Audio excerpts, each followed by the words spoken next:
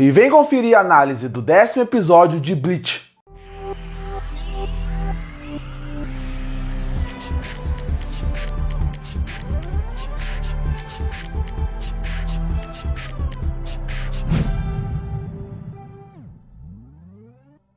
E lançou o 10º episódio da segunda parte da última temporada de Bleach. Episódio esse que começa da mesma forma que o último terminou, que teve uma grande revelação. Agora, o Hitsugaya se tornou um zumbi. Ele se tornou um zumbi controlado pela Didi, através do seu sangue. Ela usa o seu sangue para poder controlar as pessoas e a partir daí fazer parte do seu exército. A partir daí vai começar a luta entre Hitsugaya e Mayuri. Nesse momento, o Charlotte até tenta enfrentar o Hitsugaya, mas ele é muito mais fraco. Inclusive, desde o mangá, no arco dos Arrancars, era óbvio que ele era mais fraco. A partir daí, ele perde facilmente para o Hitsugaya, e aí começa Mayuri versus Hitsugaya. E é uma luta bem interessante. Eu gosto muito de todas as lutas que o Mayuri participa do mangá e do anime até agora. Eu gosto muito dessa luta, da ideia e do conceito dele. Eu gosto da primeira luta dele lá no mangá, que é contra o Ishida. Eu acho a pior das lutas, mas é interessante. E principalmente, a luta que ele tem contra o Arrancar no Ecomundo é uma luta que eu também gosto bastante. O conceito de ele usar as suas drogas para poder batalhar sempre me deixou muito feliz, porque o Kubo é muito inventivo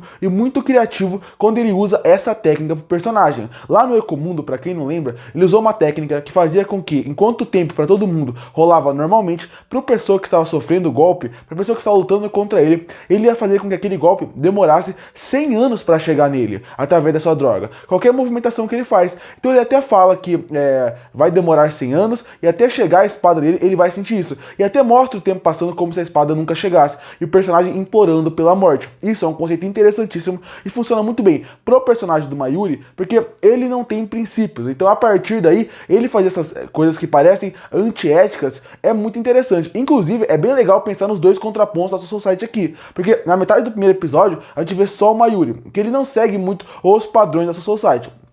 Ele faz o que ele quer, ele faz o que vem na cabeça dele e ele simplesmente não liga para as regras, sendo até um cara meio sádico. Por outro lado, a segunda metade do episódio foca totalmente no Byakuya, que é um cara que é completamente seguir as regras até o final. Ele morreria para seguir as regras da Society. É até interessante a escolha desses dois personagens para esse episódio, afinal um é um contraponto do outro. A partir daí, como eu falei, começa a luta entre Mayuri e Hitsugaya. Hitsugaya é mais forte que o Mayuri, a Bankai dele é mais forte e parece que por ele ser um zumbi, ele não tem limites para poder soltar todo o seu poder. A partir daí, ele acaba matando o Mayuri. Mas quando ele mata o Mayuri, ele meio que volta para um ponto inicial que já tinha acontecido aquilo. E depois ele mata o Mayuri de uma outra forma. E mais uma vez ele volta para o ponto inicial. E a gente percebe que algo errado está acontecendo. O Mayuri usou a sua droga. E a sua droga funciona assim. Sempre que a pessoa que ele recebeu a droga, ele só tem um jeito de conseguir... ele pode seguir sua vida normal, sem sofrer nada. Mas se ele matar a pessoa que deu a droga para ele, ou seja, o Mayuri, o seu tempo vai voltar para aquele momento inicial.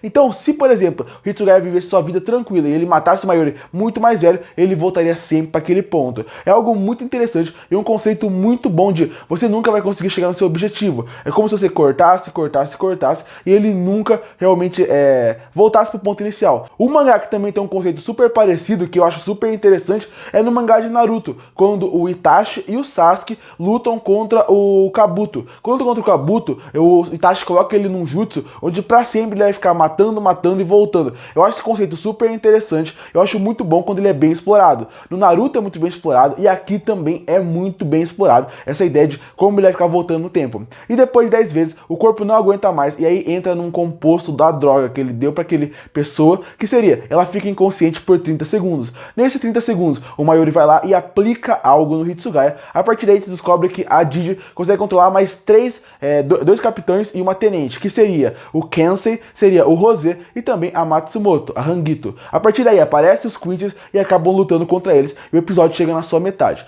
Eu acho que aqui a gente perde um pouco um potencial que o episódio tinha, porque antes de começar essa temporada, o Kubo prometeu que em vários pontos ele iria estender algumas coisas que a gente não viu no mangá, por ser o anime, por ter mais tempo, ia ter uma expansão maior. Eu acho que existem pontos como esses aqui que a gente poderia ter uma expansão maior, poderia ter mais coisas que não existem no mangá, como por exemplo, ver os três Quinches que acabaram de voltar contra os dois capitães e uma tenente. Seria interessantíssimo ver essa luta, ver como eles iriam ganhar, qual seria a tática e como a droga que o Mayuri iria usar iria fazer com que equilibrasse aquela luta. Mas infelizmente cortaram muito rápido, eu vejo um potencial perdido aqui. E a gente chega na segunda metade do episódio, quando a gente vê o Byakuya e ele já derrotou logo de cara 3 Quincy's muito poderosos. A partir daí, a gente vê que o Byakuya é super poderoso e a Lolita está conversando com a outra Quincy, falando que ele é muito forte, que eles vão fazer, que eles deveriam chamar o PP, que o PP poderia resolver essa luta.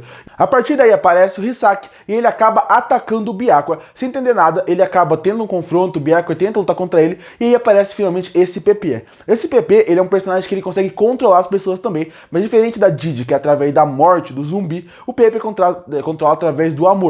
E ele fala que é até mais forte que o poder da Didi. Que seria, ele faz um coração, e esse coração faz com que você possa controlar as pessoas. Assim que ele controlou o Hisagi, e a partir daí, ele também consegue controlar outros Quincy's, outras pessoas. Tanto que nessa hora, ele tem até um pensamento que é, se eu virar todo mundo contra todo mundo, e todo mundo se matar aqui, eu vou ser o grande líder, o grande rei desse universo, porque todo mundo vai morrer, e eu vou ser o mais forte. Tanto que ele até coloca alguns Quincy's contra os próprios Quincy's nesse momento. A partir daí, o Byakuya luta, ele consegue controlar o Byakuya, a partir daí ele tem que soltar sua Zanpakuto, e a partir daí a luta fica mais equilibrada. Eu acho que tem 2 pontos envolvendo o Byakuya aqui, que eu acho que também estaria muito pro Zaraki Kenpachi quando ele está aí nos episódios. Ele não tá nesse episódio, mas vale muito pra ele também, e o Ichigo também. Esse trio vale muito pra isso, que é o seguinte...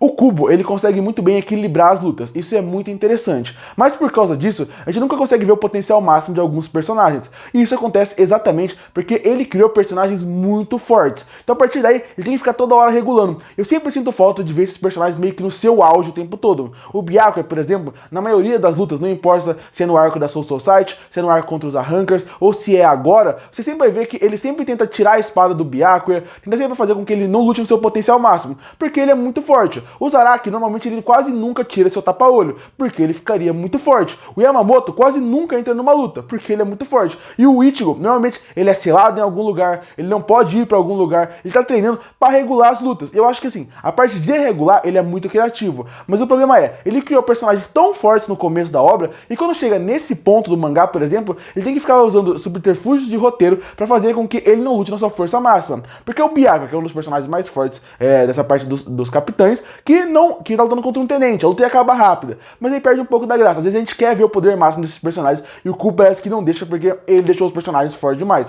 Eu dei exemplo de alguns personagens, mas tem outros em Bleach que servem pra mesma coisa, são tão poderosos que a luta tem que acabar muito rápido. A partir daí aparecem esses capitães que a gente não sabe o que aconteceu com ele de novo, que seria o Casey, a Rose e a Matsumoto, e a gente descobre que eles estão sendo controlados não contra o Byakuya, mas a favor dele, porque o Mayuri conseguiu tomar o corpo deles de volta. E aí ele explica como ele fez isso.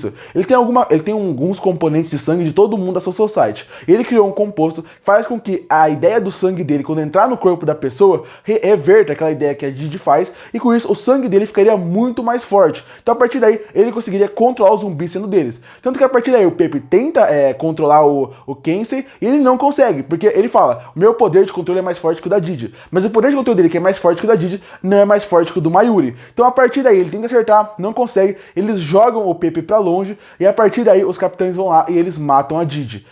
Antes de acabar o episódio, o Pepe aparece no chão e a Lolita, como vingança por tentar matar ela, vai lá e mata ele. Termina o episódio e a gente vê que o Yhwach finalmente chegou no Palácio do Rei, bem perto da Divisão Zero, e esse vai ser o começo do próximo episódio. Como eu falei, esse episódio ele foi melhor que o do passado, mas eu acho que ele continua um pouco abaixo do que você espera. Em relação à animação, tem algumas lutas que poderiam ser um pouquinho mais envolventes, ainda mais envolvendo o Byakuya, a movimentação dele. Eu acho que tem alguns pontos que ficaram... A animação não ficou tão bem feita em questão de tanto definição da imagem, porque parece que em alguns momentos o traço não tá tão bem feito como já aconteceu em outros momentos.